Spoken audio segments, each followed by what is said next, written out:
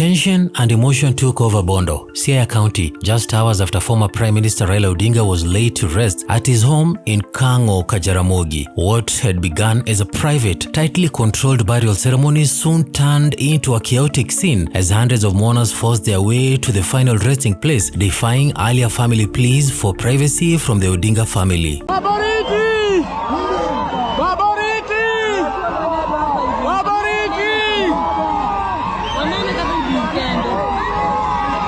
The burial, held under heavy security, was attended by close family members and a limited number of dignitaries. Among them were President William Ruto, former President Uhuru Kenyatta, and several political leaders including Babu.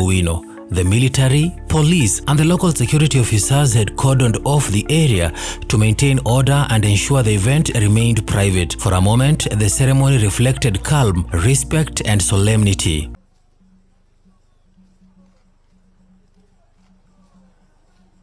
Followed by His Excellency Uhuru Kenyatta. But the calm didn't last. Not long after the dignitaries and family members left the compound, the mood outside shifted dramatically. A crowd that had been waiting for hours at the gates, barred from entry during the official burial, surged forward. Overcome with emotion, they broke through the gates and poured into the compound, heading straight to the graveside that had just been sealed.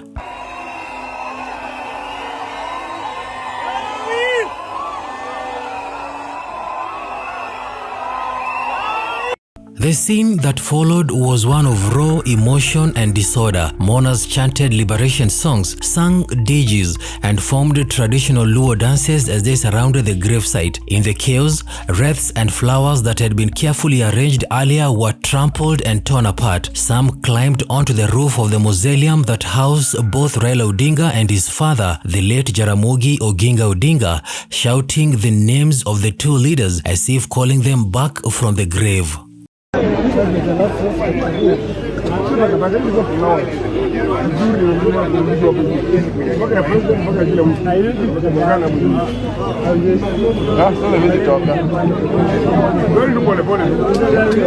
Eyewitnesses say the crowd seemed unstoppable. Security officers stationed at the home were quickly overwhelmed as hundreds streamed in. Some mourners carried flags, others held portraits of Raila high in the air, and many wept openly. The family's appeal for peace and respect went unheard as emotion gave way to the chaos. The cement around the grave was still wet when the crowd breached the site, forcing workers and security personnel to retreat.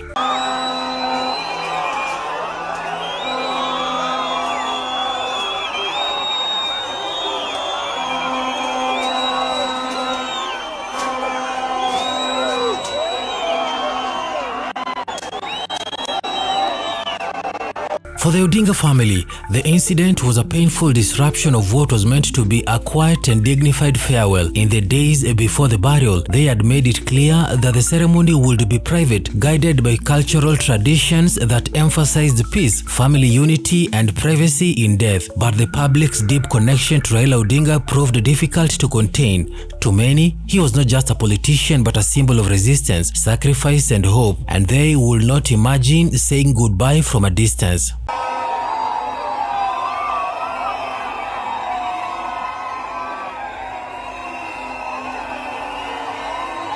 By late afternoon, the once orderly compound had turned into a crowded scene of grief and confusion. Men, women, and children filled the yard, singing and praying loudly. Security officers, assisted by local administrators, tried to restore calm and push the mourners back, but their efforts were met with resistance. It took several hours before some level of control returned to the home.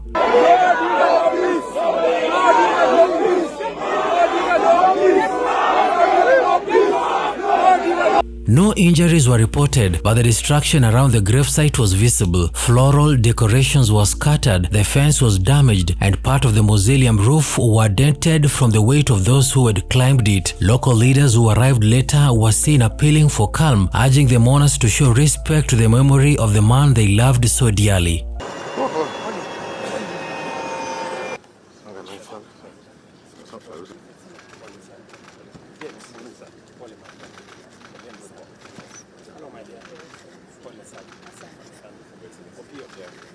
The incident has sparked debate across the country about the fine line between public mourning and private grief. Raila Odinga's influence reached far beyond politics. To many Kenyans, he represented endurance through decades of struggle. His death left a void that many are struggling to accept, and the events in Bondo may be a reflection of that pain, a collective refusal to let go quietly. Aya, kwa majina naitwa Jaramogi Orango.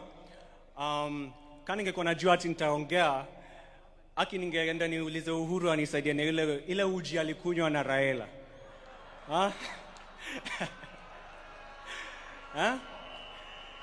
Juu sasa siwezi simama hapa niseme ati naogopa ku. As evening fell, security teams tightened patrol around the homestead, preventing any further intrusion. The family was expected to revisit the site the following day to assess the damage and decide on repairs. Government officials have yet to issue a formal statement, but sources within the county administration say the incident will likely prompt a review of security protocols for future high-profile burials.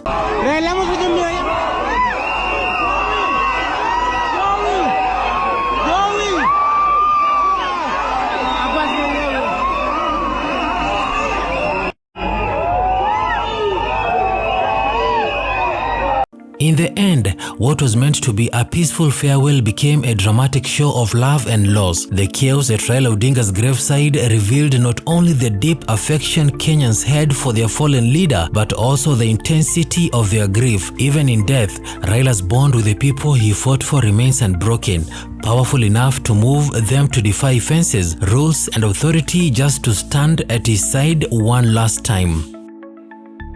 Kwa wenzetu wa Bondo na Siaya kwa jumla, kusema asante. Mtoto wenu ambaye sasa amerudi nyumbani, back to the ancestors, mulitupea atumikie sio tu Bondo na Siaya, lakini Kenya na Afrika. Mimi kwanza naleta rambirambi zangu za mke wangu na watoto na za serikali zima la taifa letu la Kenya kwa familia ya huyu shujaa, our brother, the leader of ODM, the foremost political engineer in our republic, as we have been told.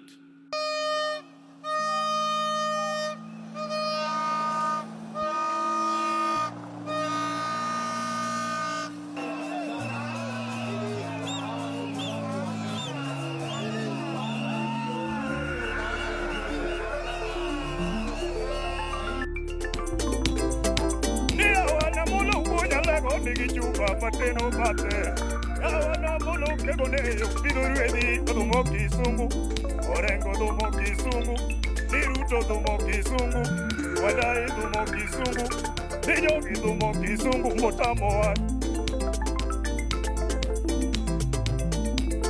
Unataka nani? Unataka nani? Wakenya, unapenda nani? Amolo, tiga uonya lego, romo wangeni wadinonu, wangeni turodoko, ni wangeni wadinonu.